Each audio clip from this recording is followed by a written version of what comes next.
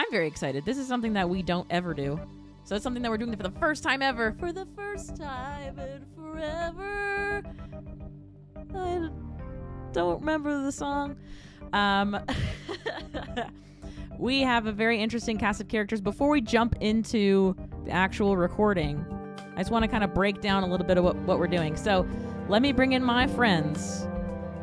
One video dame and one should be a video dame. We've got the ever so lovely Arcus and Joanne. Arcus is probably like, don't call me Arcus. My name's Alex.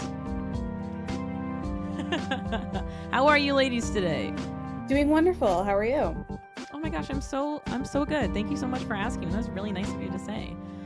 Joe, how are you, my love? Good. You're muted, my love. What is this, I'm a also Zoom? really good. Thanks for asking. Is this a Zoom call? Guys, is this a Zoom What year call? is it? What year is it? Oh gosh. Well, I wanted to just put a couple things out there just before we get started for anybody who's watching at home. Says that we have 5 viewers, but I think it's just like Streamlabs and sound alerts. We are recording our podcast live today, and we won't be interacting with chat as much as we normally do. So we're going to do our best while we're not actually talking live. We're going to try our best to like chat with you in the chat. So if you see myself, Arcus, or Joe in the chat, just give us a little @ and then ask us questions. And if we have something that we want to say, or if we want to keep your question for later and then ask it, I'm so sorry. We will do so at the end of the show. So please excuse our pixie dust at this time, okay? We're trying something for the first time. So, are you ladies ready to go? Born ready. Yeah. Oh, born ready. Oh my That was gosh. so cute. Excuse our pixie dust. Excuse our pixie dust. We have pixie dust right now. All right. I'm so nervous. Do I just like go into it? Also, yeah, we're going to have like try to have spaces in between what we're saying. So if I do have to edit it, I can. Cool? Cool. It's very smart of you. Amazing. Thank you so much. All right. Earth is closed today.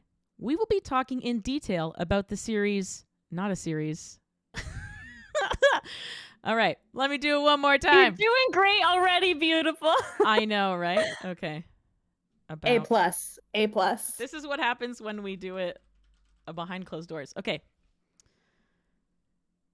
Earth is closed today. We will be talking in detail about Black Widow and the Marvel Cinematic Universe in general. Come back and have a listen when you're all caught up.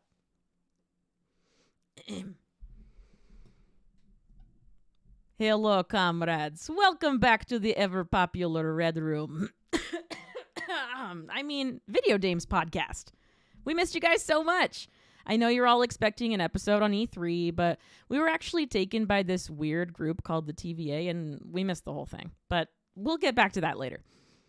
Today is also a very special day. We're doing our very first ever live stream recording of the podcast. Ladies, say hello. Hi. Well, If you want to be in the know or you want to watch us live next time we get together, follow us on Instagram and Twitter at Hello Video Dames. We stream the podcast on twitch.tv/itsyourgirl Alyssa. On today's episode, we're breaking down and chatting about the newest installment in the Marvel Cinematic Universe, the long-awaited Black Widow. This movie's been on our radar for at least 2 years, since it was announced in San Diego Comic-Con, I believe it was, in 2019.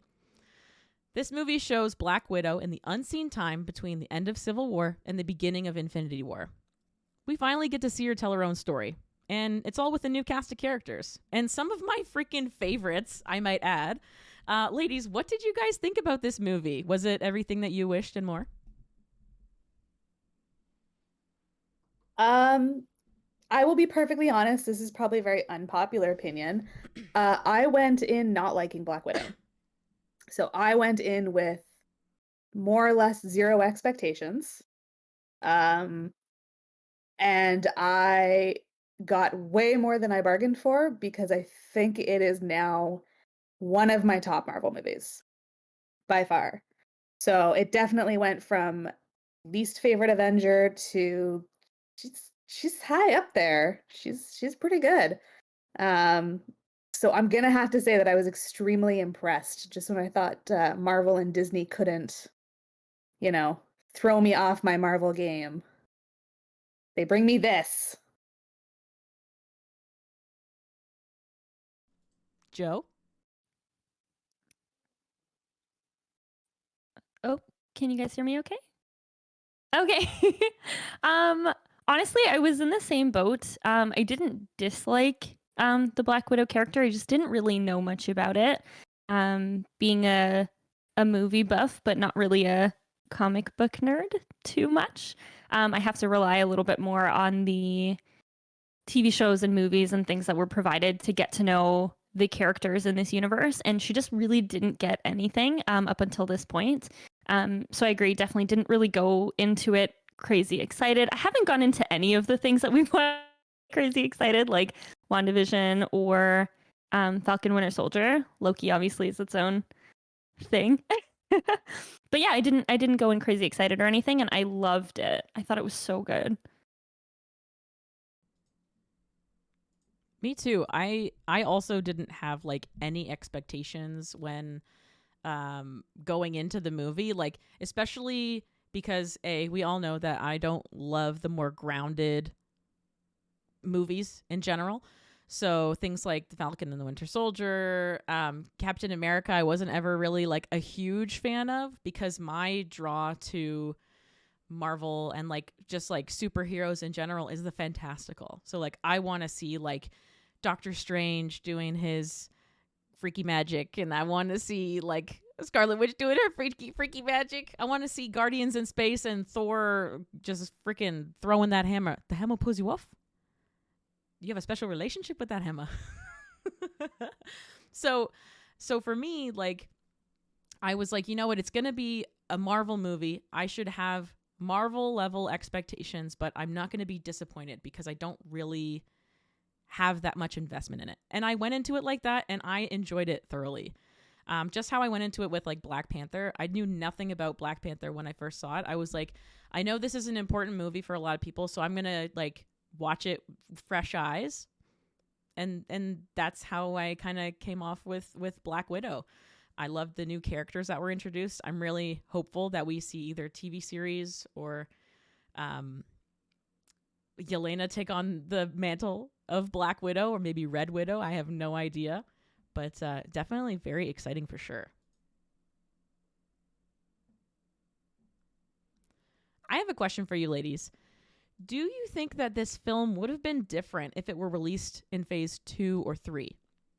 Because like times have changed so much since the first Avengers movie to now. So what did you think about the timing? Do you want me to go first, or Joe, would you like to field this one first? I can go because I know Alyssa and I have had quite a few discussions around this topic.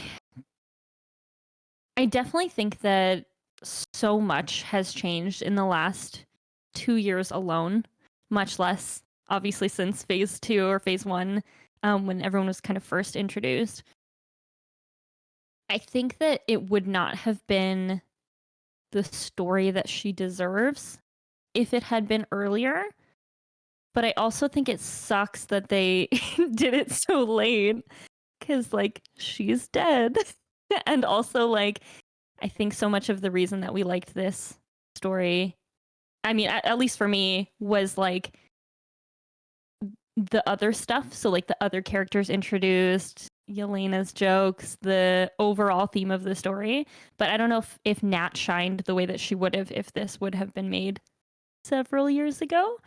So that's like my initial take on it.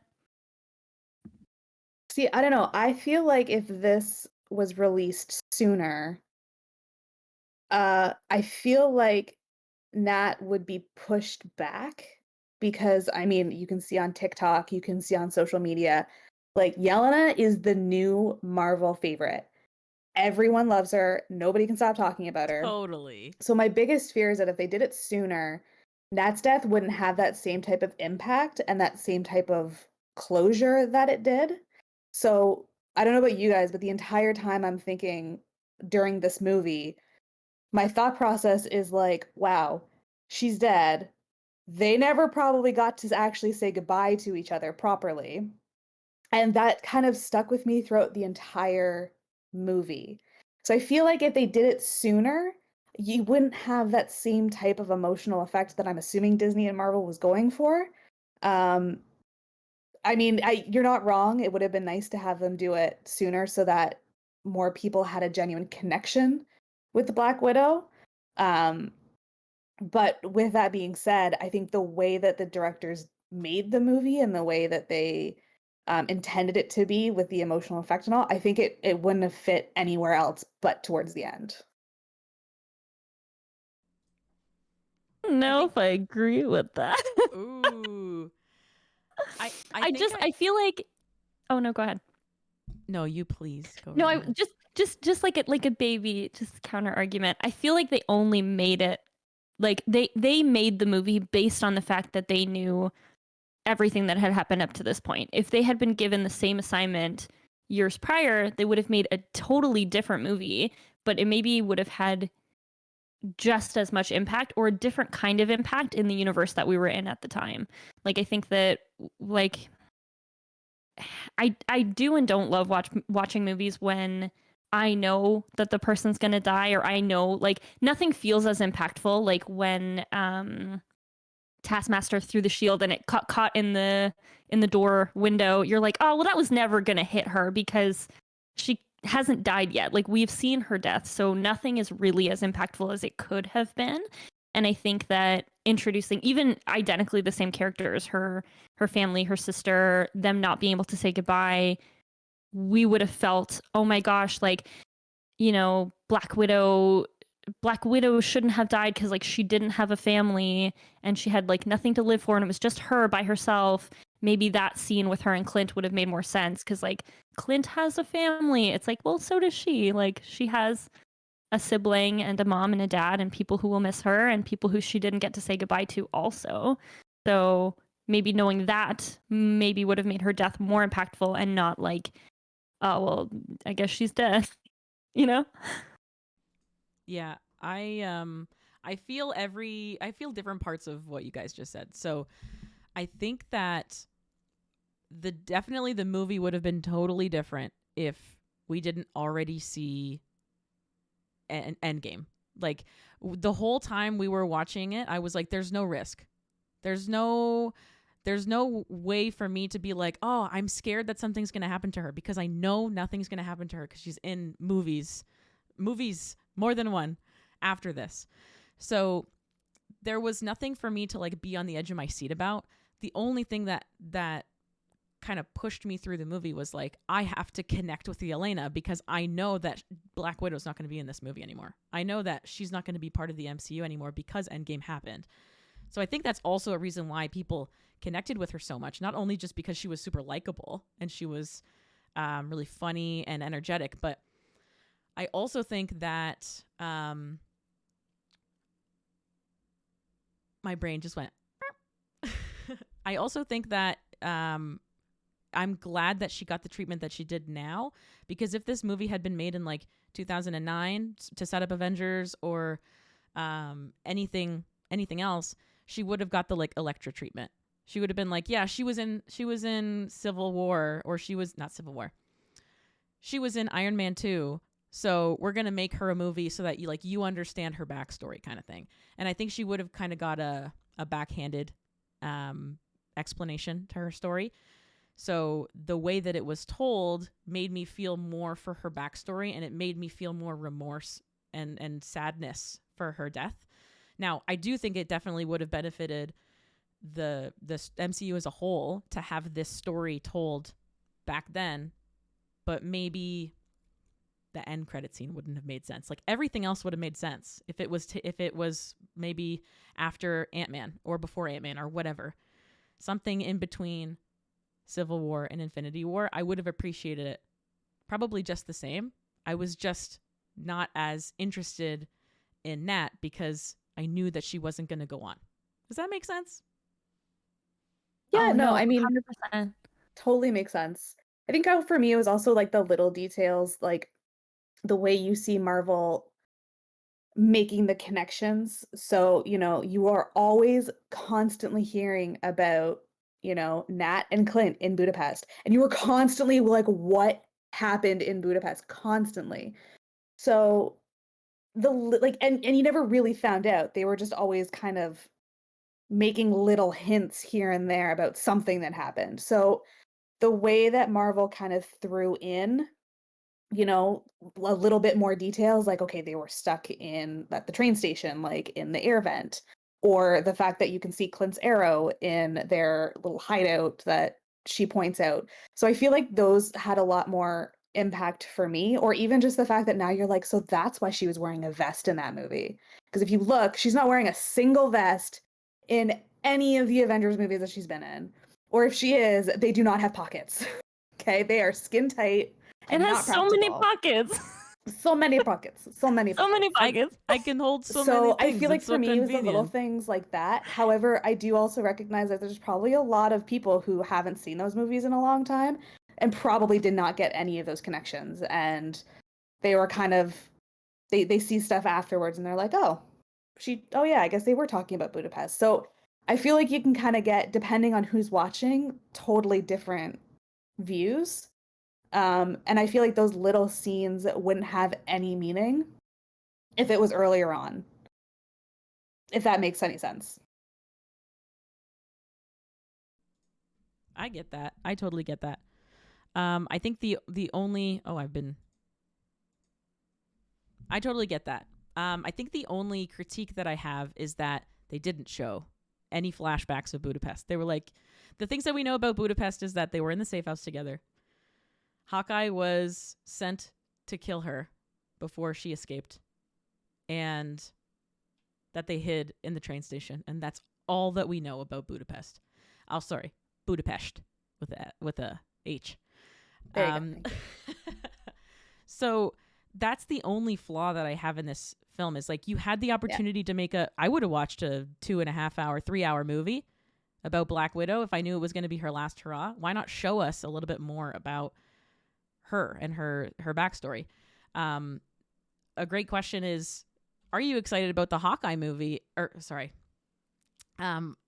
great point is like, are you excited about Hawkeye? And do you think they're going to go more in depth about his past? And will that include Nat?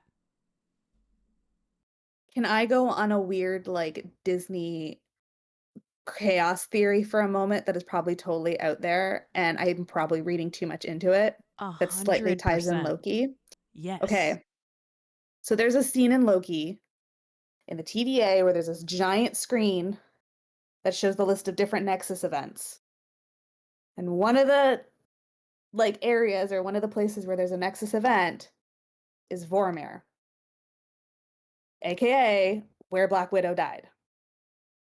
Now, I'm probably going crazy theory on this, and I'm probably, totally out to lunch. But would it surprise me if it was all a Nexus event and they tie that in with the TVA? And maybe it wasn't supposed to be Black Widow that died. Maybe it's supposed to be Clint. And they weren't supposed to have that big fight. And that could be a way that Disney plans on tying in Loki with the multiverse theory and kind of have everything. Because let's be real, we all know Marvel's going to try and tie everything in somehow. So, 100%. and Disney Marvel doesn't make mistakes like that, or they don't just put information like that and not expect fans to go absolutely nuts with crazy theories. So, would I love to see them maybe try and explain that more? And that's kind of what goes into Hawkeye's next film, and with his daughter and that. I would be thrilled. I would be all for it. Am I probably also just one of those crazy Marvel theories that's looking at like a random piece of toast and freaking out? Yeah, I probably am too. But that's sort of where my brain goes, is everything is a clue. So maybe she wasn't supposed to die. So maybe she comes back. I don't know. 100%. Where's my tinfoil hat? I think Where's my tinfoil hat? We'll get you one. It's in the mail. I honestly think that Loki is going to fill a lot of gaps or answer a lot of like whys for things. I think so many people are like, it's been going on for so many years. How do they keep it going? How do they make it make sense? Something as simple as like multiverses or different timelines, or well, that wasn't supposed to happen, so we're gonna fix it. Like, I think that that's an easy way for them to take back choices that they made in the past and like go back on them basically. So like, oh no, she didn't die. We didn't totally screw that up. She's fine. She got pruned and then we'll put her back. It's okay. So I don't know. I think that that's like an easy fix for them for sure. With regards to the Hawkeye show, I mean, it's a show, right? It's not a movie. Hawkeye show, yeah. With regards to the Hawkeye show, I think that it's gonna be one of those things where again, like I don't really care about Clint, and I don't really have any emotional attachment to him. Like I would have preferred that he died at Vormir, to be totally honest. But it's gonna be the same thing. If it's anything like the other series that we've been introduced to, they're gonna make it so that we care about them. There's no reason for us not to. We just don't know anything about them at this point. I think it's just a huge disservice to two of the main cast of the Avengers to have just never given them any backstory except for like little bits here and there where you're like, I know that you're interesting, but I don't know why. I don't know why. Yeah. I mean, I don't think you would have said that when you watched Endgame. Like, you didn't know about anything. Nat even said in like Avengers headquarters, she was like, I have nothing. So this is the only thing that's important to me. And the fact that when they were kind of like fighting and deciding on who was going to jump off the cliff, when Clint went to go run off the side, I was like, no, what if they get his family back? And I wasn't okay with either choice. But I think that I felt less upset that Nat jumped because I didn't know that she had anything going on. Really? If I had seen this movie beforehand, I would have been like, no, her sister. Like, the way that she fast forward to the end credit scene. The way that she put her forehead to the tombstone, when it was a mirror of the very beginning when they put their foreheads together at the beginning when they're in the park. Or later, after the Red Room crashes and they put their foreheads together, she's like, we're both upside down. Now I feel so sad because she had no family for her whole life. Then she had two families, and now she's dead. And it just makes me sad, you know?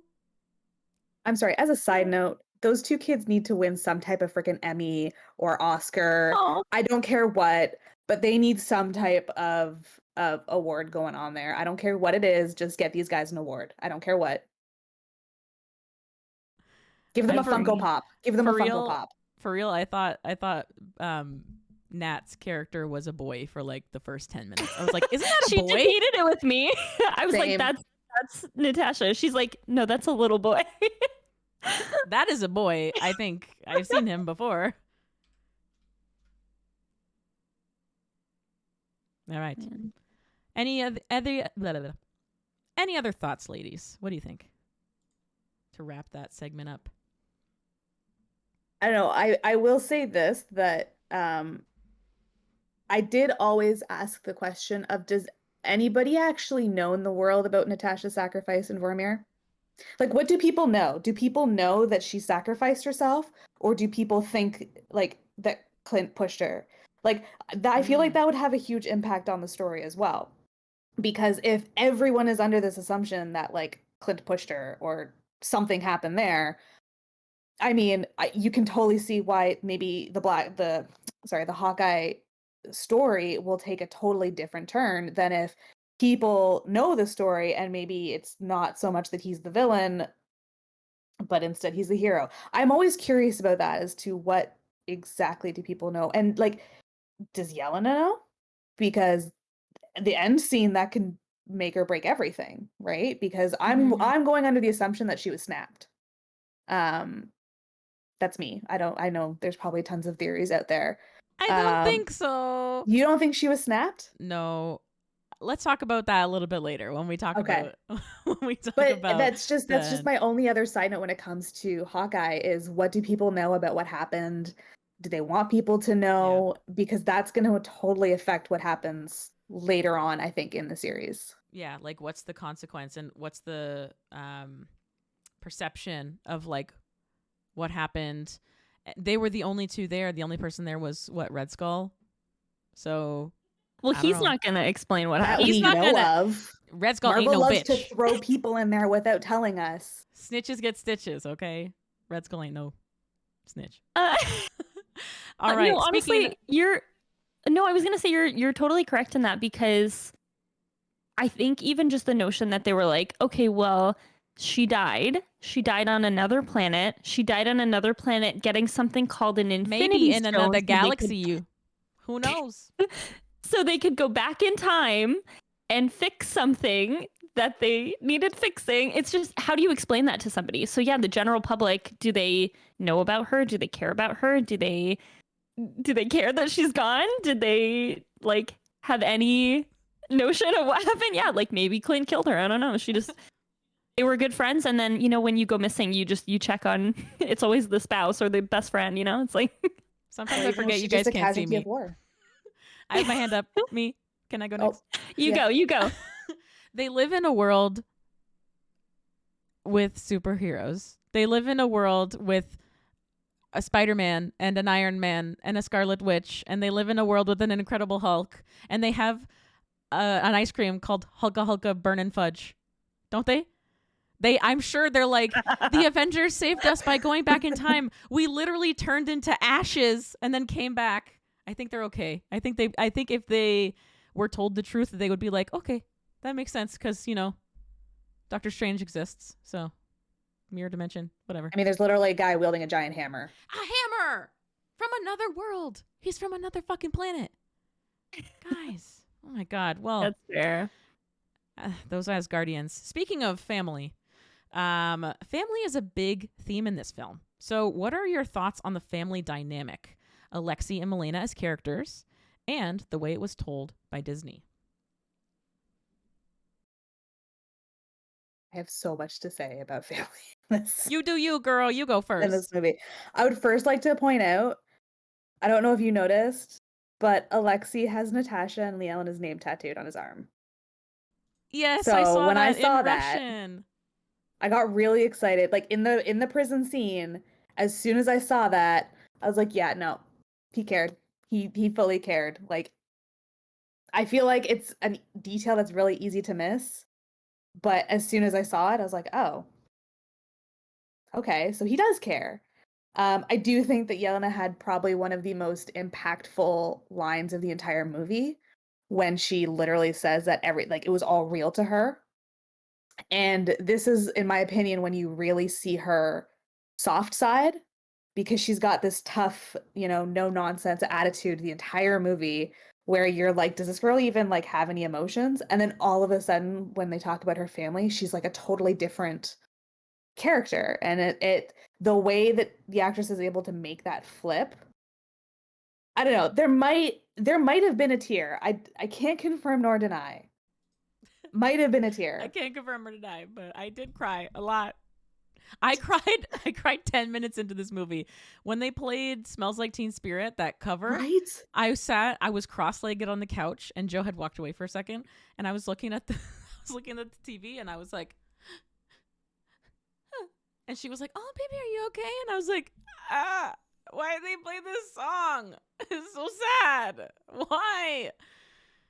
It was very sad, but it's also like the only way that Disney could have shown child trafficking. The only way. Yeah. This is a 100%. movie about child trafficking and taking advantage of women. And like, what was his name? Starts with a D. Dreykov? Dreykov? Yeah, Dreykov did not see Dreykov? these girls What? as people. What? Who? Who said jerk off? That's not nice. Oh my God. He did not see these girls as women. He saw them as tools, as equipment. So the fact that you watch them like watching DuckTales on TV and like tying bows in their hair and then just it was so heart-wrenching. And when I watched the beginning and they were playing American Pie, it was really upsetting to watch because I know, right? You cried. Did you cry during that time too? I don't want cried to the talk whole about it. time. I don't want to talk about it. I thought about it, but then I cried. I have emotions too, okay? when they were playing American Pie and Yelena was like singing, she was like, "Oh, this is my favorite song. I'm going to sing it." Natasha was horrified because she knows what's happening. She knows that she's leaving her home, or the only home that she knew, and the family that she was kind of put with is going to be torn apart because of the Red Room and because of Dreykov. So they're driving down the street and they see the football game and they hear American Pie, and that whole song is just about like feeling nostalgia for what was and how things are going to be different. And it's very upsetting to watch after kind of like reading about it, analyzing it. If you watch it again through, it like really hits you in your stomach and just makes you feel awful because Yelena knew nothing else. This is what she knew. She thought that taking pictures all in one day of all of your holidays was the thing that people did. Let's take pictures of Christmas and Easter and whatever else together. But it's just very upsetting. I don't know. I think there's that, something to be said that she took the book. Yes, I think so as well. What do you think about that? Is that me? Who are you asking? Whoever Joe, you take wants this to one. go. Joe, you take this one. You take this one. No, I honestly like. I want to like feel good about it and be like, oh yeah, like, you know, they were all put in this really awful circumstance, and even though they were stolen, like, these people were their parents and they were the only family they knew, and like, even though they're not biological sisters, you know, they bonded over this horrible experience and things like that. But my gut like turned when they went to like, they got off the plane and they were like, you can't take her, she's only 6. And he turns to her and he goes, you were younger than her. Like, you were younger than 6 when you were like recruited by the Red Room. And I was like, that's just the worst. I hate it. Like, I was like, all of these people are doing bad things. And I know we're expected to believe that like they had good intentions or they had no other choice or whatever it was. But it really is just child trafficking. And that whole scene at the beginning where they're like being pulled from their families and they're screaming and they're in the little like crates and stuff like that.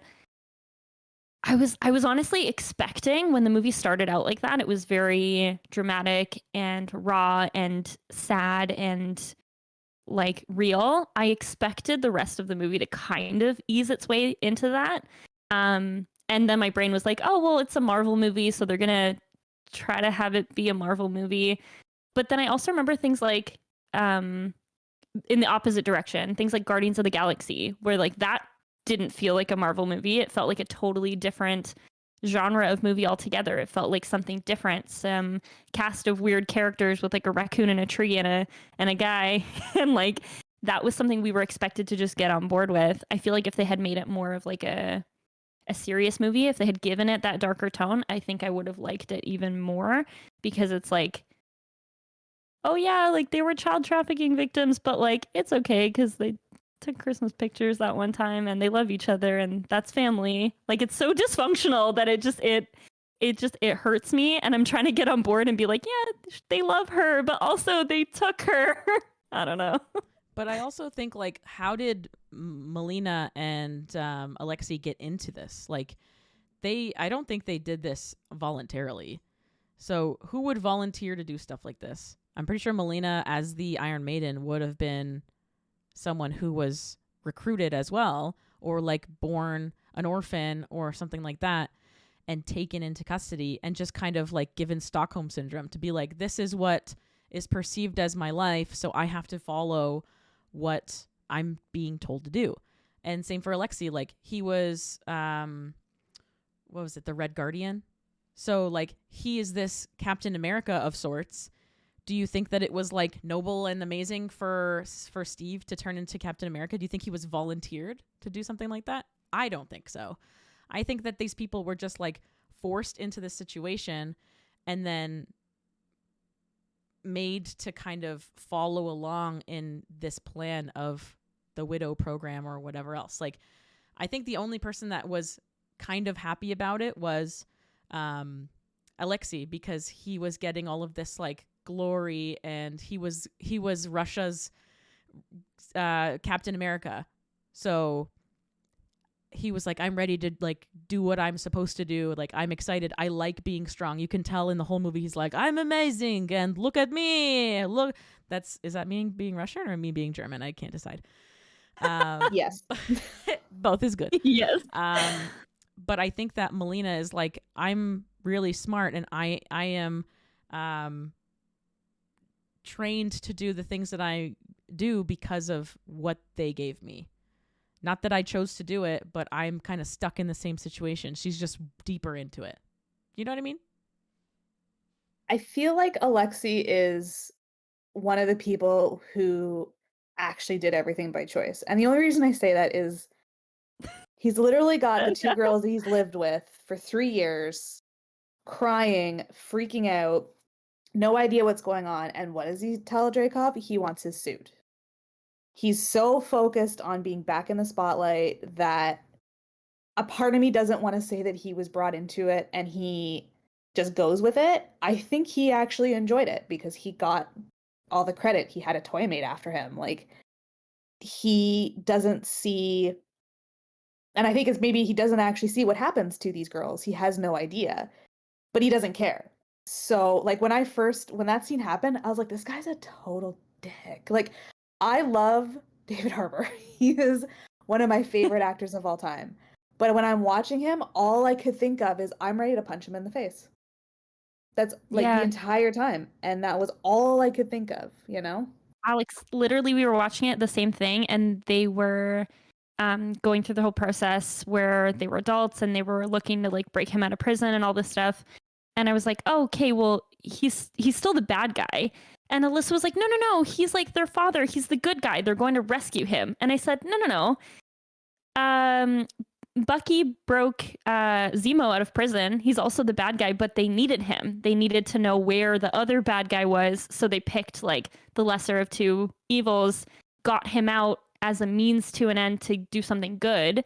And I thought it was kind of the same thing. Like, they broke Alexi out so they could find the jerk off guy, you know? So like, he's still the bad guy.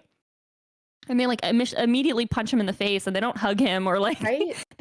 they don't like love him. That's just all they've ever known. And if you'd never had like an actual father or an actual mother to like show you what a healthy, loving relationship is from your parents, of course you're going to grow up dysfunctional and be like, well, that's family. Family sucks. What's that like? I have no idea what that's like. Anyways, speaking of Zemo, let's bring Zemo in for a second. Now, friends, you've been here watching us live, twitch.tv/itsyourgirl Alyssa. If you haven't seen the after credit scene from the film, first of all, what the hell are you doing? Second of all, go watch it and come back and listen to the rest of the show. In the after credit scene, we see Valentina Allegra de Fontaine, first seen in Falcon and Winter Soldier series, approach Yelena at Natasha's grave. Yelena says, "You're not supposed to be bothering me on my holiday time, Valentina." Val shows Yelena an image of a tablet and on a tablet and says, "Maybe you'd like a shot at the person responsible for your sister's death?" Considering she has already recruited John Walker, the U.S. agent, do you think her plans are to assemble her own team a la Nick Fury and the Avengers to take down the remaining heroes? Thoughts, ladies? Arcus, please go first. Alex, please go first. Honey, you can call me whatever you want. I definitely think she's in the process of putting together the antiheroes. And if I'm not mistaken, I believe they're called the Thunderbolts. So I believe, if I could be wrong, the Thunder something. I think it's Thunderbolts. But they're supposed to be like the anti-hero Avengers. And my next theory is that Ross, and again, I could be totally getting his name wrong, the guy chasing Natasha at the beginning, I think he's Red Hulk. Red Hulk. Elaborate. Yeah. again, these are all theories, and I could be totally off, and there's probably people who are like, oh my god, she clearly doesn't know her Marvel. But there's just, I don't know, it's kind of the way that Valentina just, I don't know, she's so aloof about everything, right? And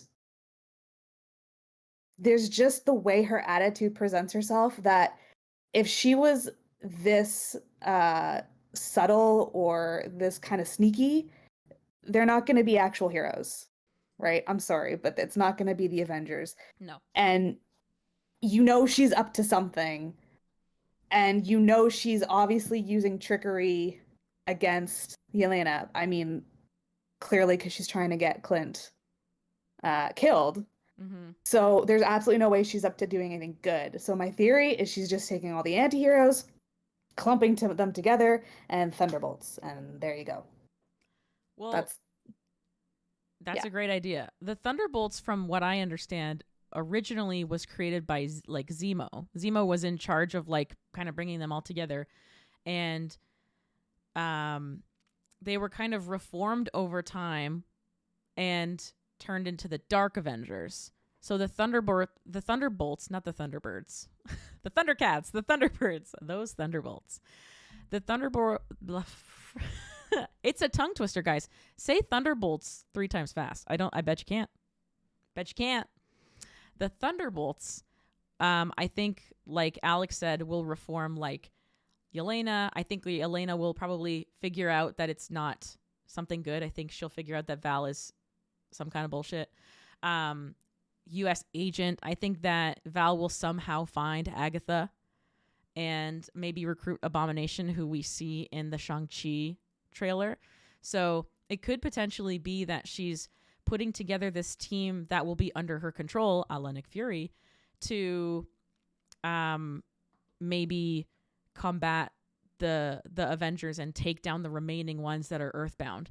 Because I don't think that any of these heroes that we see that she's kind of brought together will be able to defeat people like Thor or Captain Marvel. Captain Marvel can just destroy everybody.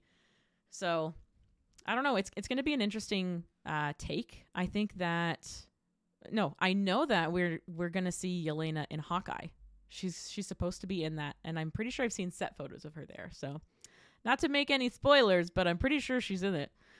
I mean, you can't spoil something you haven't seen. I haven't seen it. So if my prediction is so good, then it's a spoiler. Joe, what do you think? Yeah, honestly, I had the same thought process. It feels like Nick Fury going around and like scooping up heroes, but people who think they're heroes, but they're not actually. The stinky part is that like I don't know anything about this because like I said, I don't really read the comics. But like John Walker is like such a crappy character in that, not that he's like a bad character, but like as a person, like his motives aren't good. He's obviously very selfish. He only wants power for himself. But Yelena has all the metrics of being like a good character. Again, she was in a position where she was being mind controlled, and now she has been freed of that, and her goals were to like free her other widows from that situation. She's obviously being manipulated in this scenario, but like I can't imagine Yelena and John Walker being, given the same scenario and both coming out of that scenario with the same like perspective on what happened. Like I just feel like she's smart enough to see something like that and be like, oh, that doesn't make sense. Like she hasn't lived in a vacuum or in a bubble for however long the movies have been going on. I'm sure she knows to some degree that like these are the good guys and these are the bad guys and like this is what's happening. And if someone like Captain America was like, hey, that's like the bad version of Captain America, you're on the wrong side, I'd have to believe that she would be like, oh yeah, these were Natasha's friends. These are people that she spent years trusting and she called them her second family. I can't imagine them being like, oh yeah, they're the bad guys all of a sudden, and this knockoff Captain America is the good guy. I don't know. I don't see her fitting into that group very well.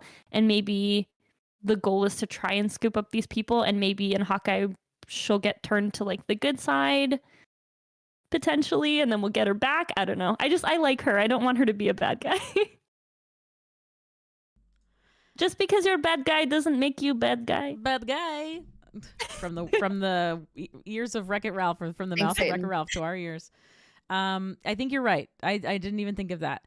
But I do think that there could be a scenario where she feels betrayed by the Avengers. Like, they didn't protect her. Like, they sent her alone with Clint, and Clint was originally supposed to kill her.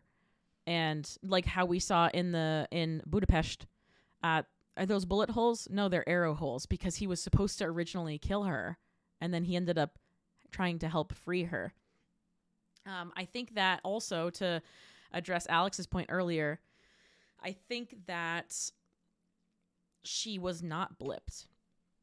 And the reason why is, in the time between Falcon and Winter Soldier, it was a couple months between the blip and Falcon Winter Soldier, and we don't know when this is taking place. Could be before, could be after, could be right when Nat passes away. She's like, I want a raise, and she's like, don't we all?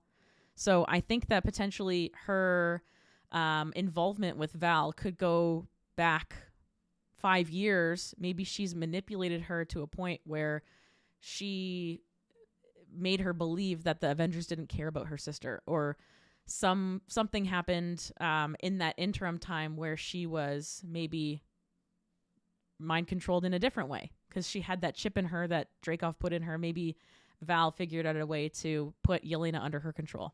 I don't know. That's what I think. Yeah, that's totally that absolutely valid. makes sense. Yeah. Oh, I have a question also. I know it's not. Yeah. There's no good segue. I'm so sorry. That's okay. I just thought about it. We were talking about how, well, I mentioned how, like, Yelena and Nat were both taken from their family, and then Milena makes a point to say that Nat wasn't taken, that she was chosen, that she had some sort of magic genetics and they picked her, like, for a reason. How did you guys feel about the fact that she was thrown around so aggressively and she's just fine? She didn't have to, like, go to the hospital. She took an ibuprofen and then she was good. Like, she's got to have some sort of super soldier or something in there. Maybe. So I have mixed feelings, because I never know the direction that Marvel goes in, because they're definitely taking some changes, at least from the comics that I read. So, for example, you look at the way they portrayed Taskmaster, and it's this woman who has a chip, and that's why she's able to mimic everything. In the comics, it's a guy and it's a power, and he discovers it when he's watching TV, and he's able to mimic this cowboy episode, and he's able to do the lasso. Like, there's more of a backstory. So I never really know anymore if they're trying to make it like the comics or not. Because in the comics, Black Widow is actually trained by a Winter Soldier. Mm-hmm. And is part of the super soldier program, and because you're absolutely love. right. Yes. But also she's married to the Red Guardian, so maybe he does call her daddy. That's not my joke. That's someone else's joke. I just had to say it. So it's sort of like anything's possible. You never know what direction they're trying to go in. And I mean, there's no way you could take a beating from 20 raging women who are just kicking your ass, I'm sorry, and be absolutely fine, and just, sure, you're hobbling up, but you stand up and now you're just going to go jump off a building and be totally fine? Are you really? Like, there's definitely something going on.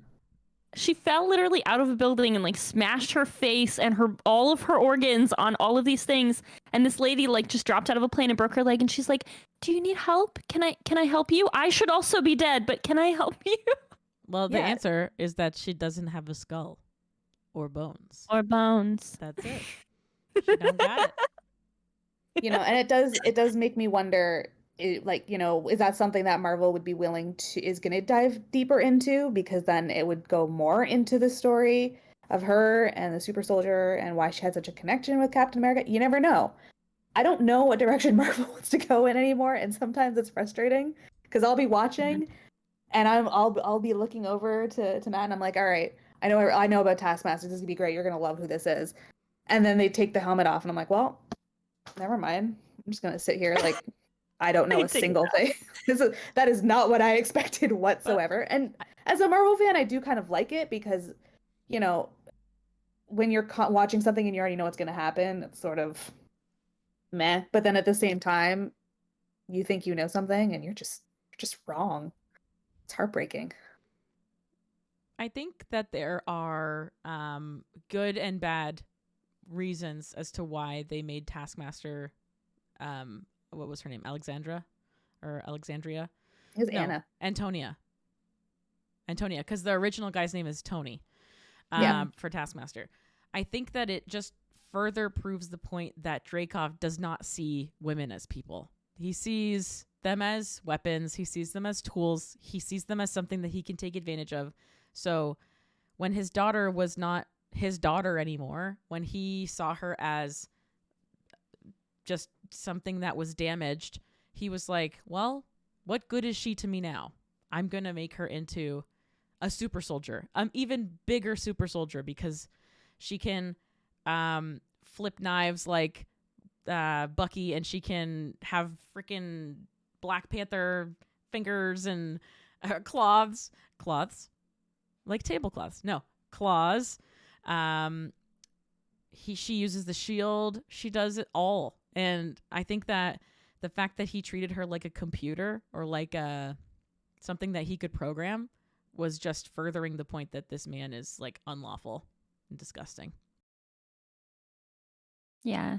I don't know if this is like hot take Joanne, but like I also wonder if the fact that we have, again, so few female like superheroes with their own main story, and it's like their story. She took a beating and all of these things, and they were like, oh, the only time we're gonna show like bruises is like when she like takes off her top, and then like near her bra there's bruises so we can look at them, and like other than that there were no scratches on her face, on her chest, like anywhere. It didn't look like she had anything happen to her. And I know if that had been like Captain America, there would have been like blood coming out of his nose, and like we would have seen like something to indicate that that hurt and that that person was in pain. Even super soldiers, like they get scratched up. They have, the classic like slit in the eyebrow where their skin parted and they're damaged. Like there's always something to indicate that they got hurt and that was impactful in some way. And it just, I kept looking for it. I was like waiting for a scratch, a bruise, something visible to make them look like ugly or in pain. And I didn't see it. And even the like female character who was like totally burned in the face, we saw it for like a couple minutes on screen when she was revealed. The whole time she was covered, and it was like, oh, we're just all the ugly. If they're ugly and they got damaged, we're going to like cover them up. And other than that, if they get injured, somehow they have some aggressive, superhuman resistance to scratches, because we need all our female characters to always look beautiful. They need to always have their hair done and their like makeup done and then look gorgeous. Like I still think that's a little bit of like the patriarchy coming out in that she's still a female superhero and a female character that we need to be portrayed in Hollywood in a particular way. And I think that whether it was made now or made, in phase 2 or phase 3, I think that's something she would have been hit with as the token like female Avenger, obviously in addition to Scarlet Witch. Hermione had more bumps and bruises in the last Harry Potter movie than any of the female 100%. Marvel characters. I'm sorry. I totally agree. But if you even look at Antonia, they show her face, which is supposed to be all burned up and whatnot, for a couple seconds. The rest of the movie, they're actually focused on the other side. They're not really focused on the burn. And I'm gonna be perfectly honest. When I'm watching it, I'm like, she doesn't really look burned. Like, make her look like Deadpool. Oh yeah, ugly, boiled, gross. If she's a burn victim, and at the end of the day, you masking the way a burn victim looks is not really ideal. If you were actually a burn victim, you're looking at yourself like, wow, so this is how I'm supposed to look? Like, it's not. You're absolutely right. The way they portray it, just not loving it. I do like, though, that she fixed her broken nose, and I think that's the most we will ever see, any type of like her being damaged. As my nose is broken, I'm just gonna adjust it. Get a nose job later. They had to go back and be like, was it broken? Like, it didn't even look that bad. It wasn't. They gave her a spaghetti noodle to put in her mouth, and then she went, and it was like, that's it. Special effects. That's how it's done. I hate that. Yeah. Oh man. Oh my goodness. All right. We do have a question from one of our listeners. David asks, why was there no funeral for Natasha? So we know that Tony had a huge funeral. It was the Bradley Cooper event of the MCU. Everybody was there, but Natasha got nothing. Alex, what are your thoughts? So, okay, I have a couple of theories on this. One, nobody actually really knows where her grave is either. And that was done on purpose. So, from what I'm understanding, I mean, we know she's in the Midwest, but like her grave is intended to be private, and from what I'm understanding, it's all because of her past and everything she's done. So I think it's safe to say that if she doesn't want people to know where her grave is, she doesn't want people mourning her, right? Or she doesn't want that type of attention. Again, it's really hard to say because you never really freaking know what they're thinking over at Marvel. And I'd hate to say, well, they were a little focused with Iron Man, so, but I feel like Marvel doesn't do stuff on purpose. So I think the whole concept of keeping her grave hidden and not giving her a funeral was done intentionally. And it would most likely be because of her wishes, not because they forgot about her. Because I promise you, Clint would not let that happen. There's no way that he would be okay with something like that. And, you know, the relationship between all like the female, you know, heroes in the Avengers. Like, there's no way, I wouldn't even believe Scarlet Witch would let that happen. Like, I can't believe that they would be okay with not having a funeral unless it was her own wishes. If that kind of makes sense. Like, does that make sense? I think it's just what she would have wanted. She did not want the attention. I would hope that that's the reason, and it's not just because like Tony Stark, even before he was Iron Man, was obviously really well known and had the means and the want to have a big, like, his whole life is a production. Like, even how he introduced that he's Iron Man, like everything was so dramatic and so big. And Nat has always just been like, I'm happy to be the, like, not the main character for most of it. She's like, yeah, like, you're important. This is about you guys. I'm just here to help. Like, I want to make sure everybody else's story gets told. She traditionally was a very private character. So I would assume that as well, that she just, I mean, I don't know how old she is, but she wasn't that old. So I don't know if she made like a will and things. But yeah, I would assume that she made maybe arrangements for herself to have a private burial and maybe just alert people that she was ridiculously close to for a funeral. I don't know. She's also lived her life in total anonymity. Mm-hmm. Anonymity. And Anemone? so she's used to people not Anemone. knowing who she is. Mm-hmm. And she likes it that way. So it also kind of, like, when I saw that her name is on the gravestone, I won't lie, I was actually a little surprised because you'd Really? think yeah, and I guess it's just because with her entire life of her always having, you know, she said it herself, she's got like 20 different names that she could choose from, and she's like, well, I've had more in the past. I Fanny mean, Longbottom. Fanny Longbottom. Why didn't she put that on So her cute. tombstone? Yeah. That would have been great. But it's sort of like, if she's lived this life of anonymity, then why would she want a big funeral, right? That just doesn't seem like her type of character. Again, that's just sort of my take on it. I could be totally off base, but I hear you.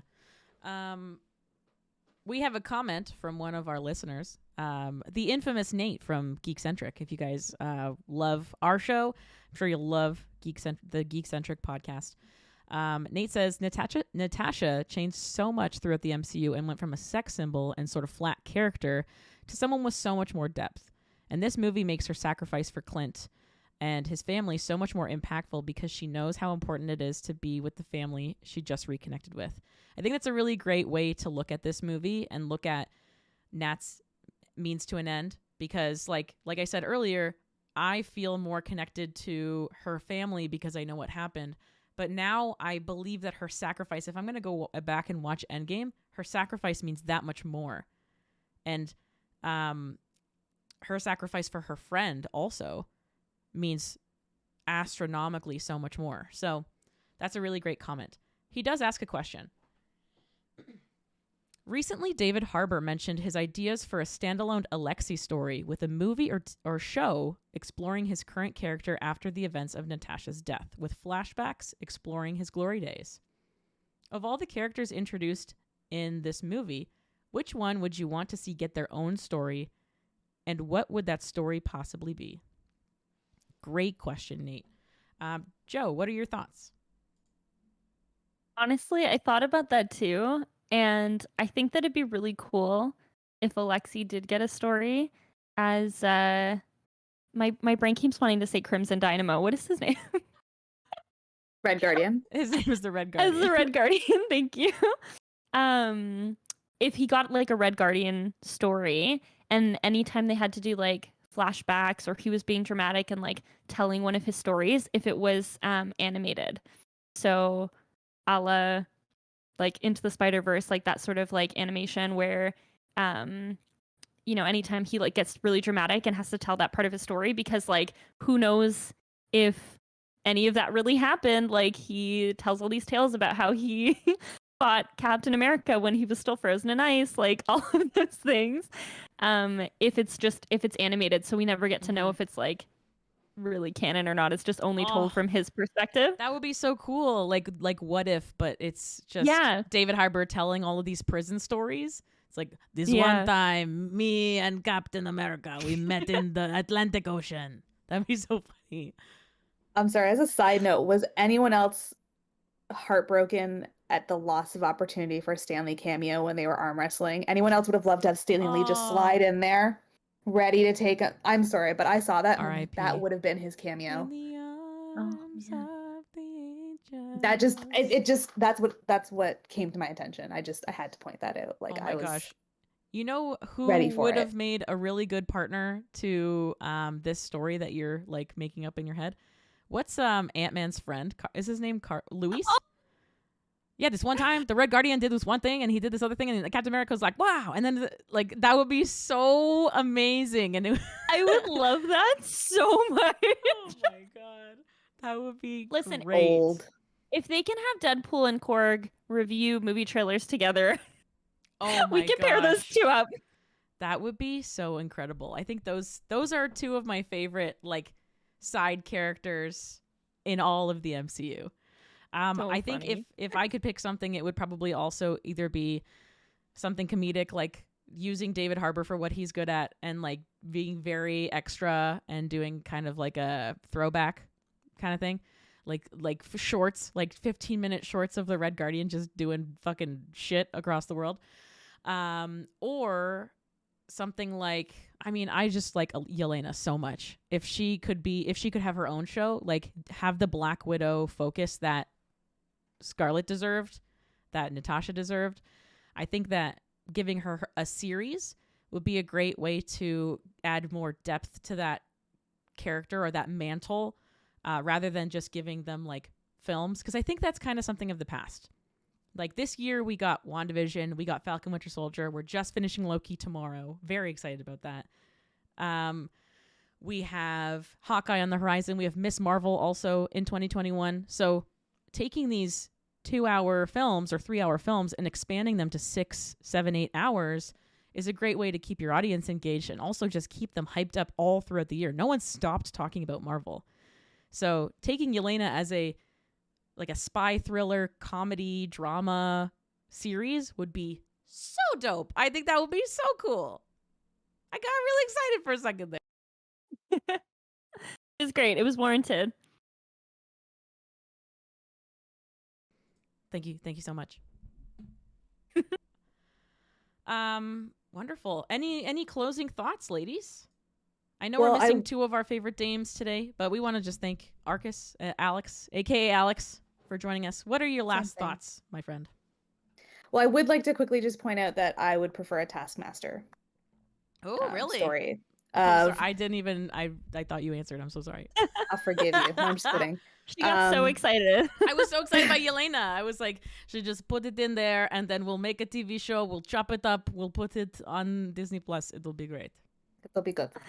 I think for me, and I am probably like the only person who thinks that, like, don't get me wrong, the comedy Marvel is great. But all I can think of is, okay, so Taskmaster's basically been a slave her entire life. Now what is she doing? How does she like what direction does she go in? Does she go and is she going to become the villain? Or Oh, you is want an she, after this movie? yeah, her own spinoff? Like what, or maybe a TV series, I don't know, but we could with flashbacks that show her growing up the way she did and her learning more about her abilities, like something like that. I feel like there's so much potential for that character. And while it might not be comedic, I still think that there's a lot of potential for a good story. Mm-hmm. Definitely. Definitely. Well, guys, let us know your thoughts on the latest installment into the Marvel Cinematic Universe. And you can send us an email at hellovideodames@gmail.com. Now, on our next show, we will be dissecting Loki and all of his variants. Stay posted on our shenanigans at Hello Video Dames on Twitter and Instagram. And if you'd like to catch us recording the show live, follow here, twitch.tv/It's Your Girl Alyssa. Das Bidanya.